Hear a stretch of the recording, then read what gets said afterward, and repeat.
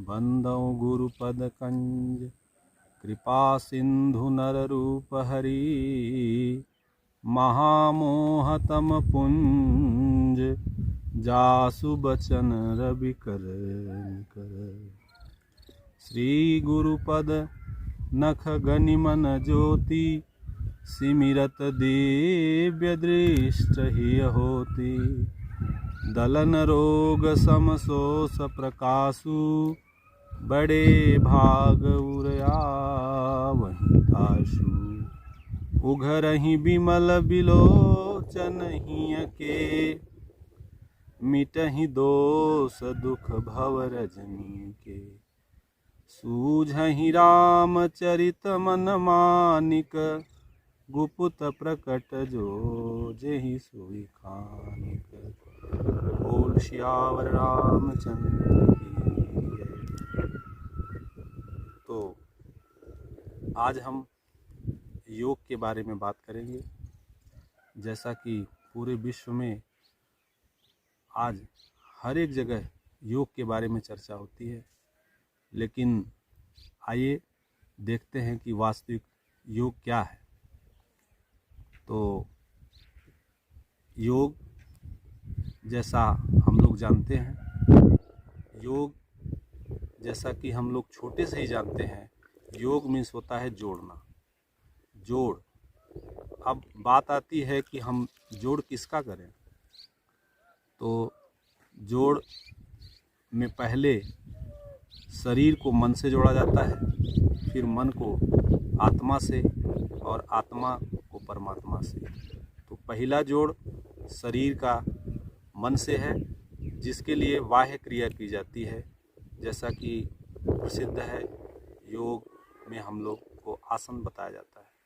तो आसन से पहले हमें से जोड़ा जाता है, और उससे सूक्ष्म जब हम जाते हैं तो मन को आत्मा से जोड़ा जाता है, और जो उसकी पराकाष्ठा है, जो उसका चरमोत्कर्ष है, वो आत्मा का परमात्मा से मेल है।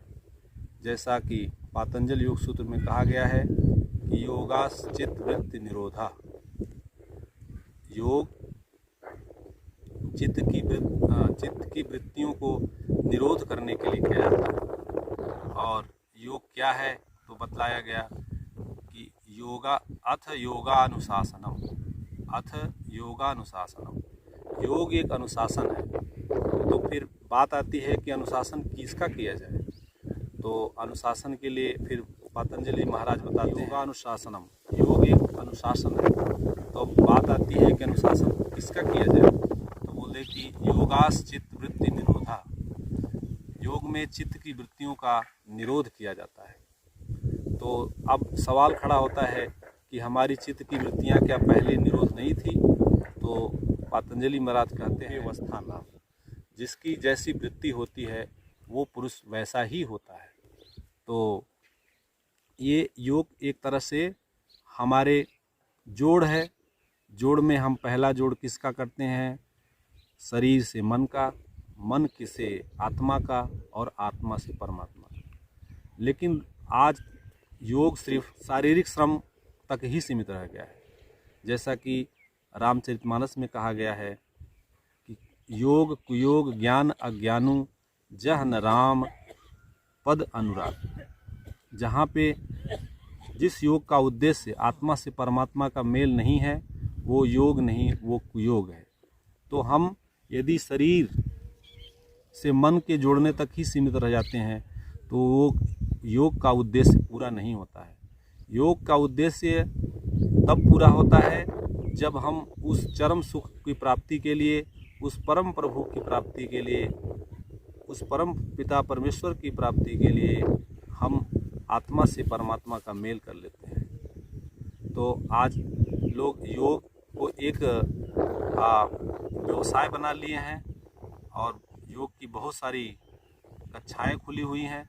लेकिन योग सिर्फ शरीर से मन को जोड़ा जाता है, जबकि उसके आगे भी योग है जो कि मन को आत्मा से और आत्मा को परमात्मा से जोड़ना है। तो अब ये बात आती है कि हम आगे फिर क्या करें। तो इसमें मेरा ये मत है कि शुरुआत तो ठीक है, लेकिन इसकी जो अगली कक्षा है मन को आत्मा से जोड़ने के लिए, वो भी हमें उसी रूप में करना चाहिए जिस रूप में हम आजकल शरीर को मन से जोड़ने के लिए कर रहे हैं।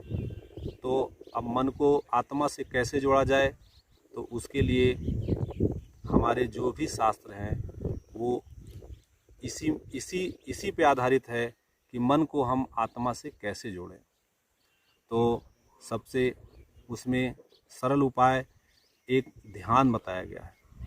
लेकिन ध्यान ये सभी लोग बहुत करते हैं, लेकिन ध्यान भी बहुत गहरी चीज़ है। वो शुरुआत में पकड़ में नहीं आता है।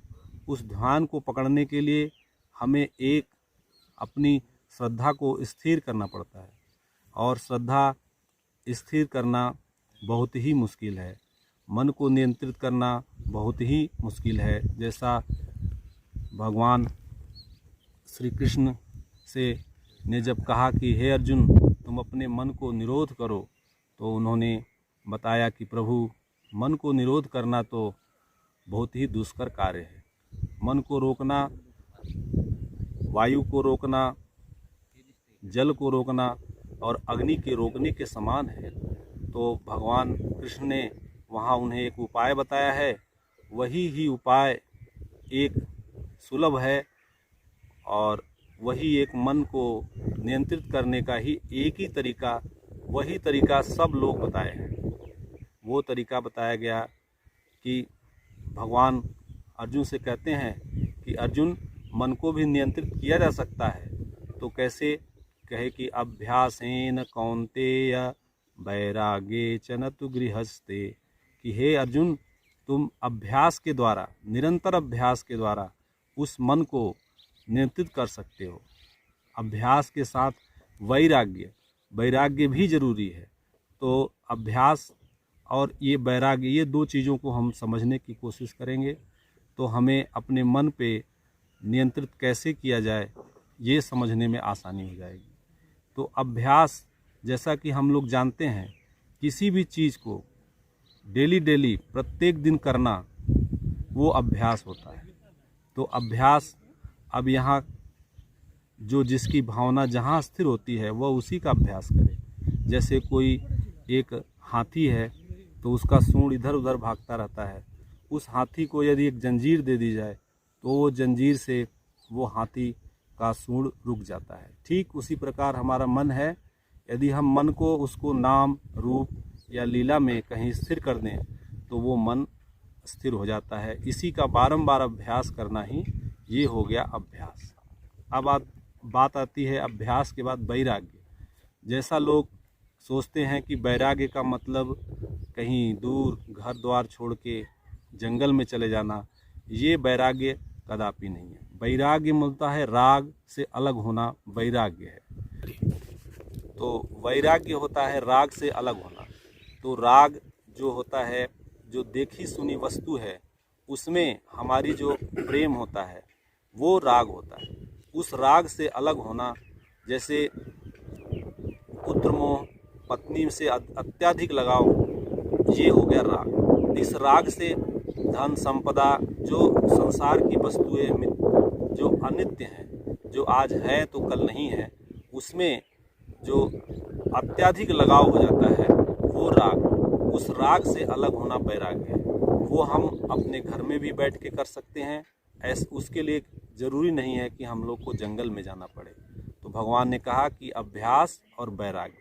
तो अभ्यास और वैराग्य से ही इस मन को नियंत्रित किया जाता है। और जब मन नियंत्रित होता है तब हम उस आत्मा से उस मन को जोड़ सकते हैं।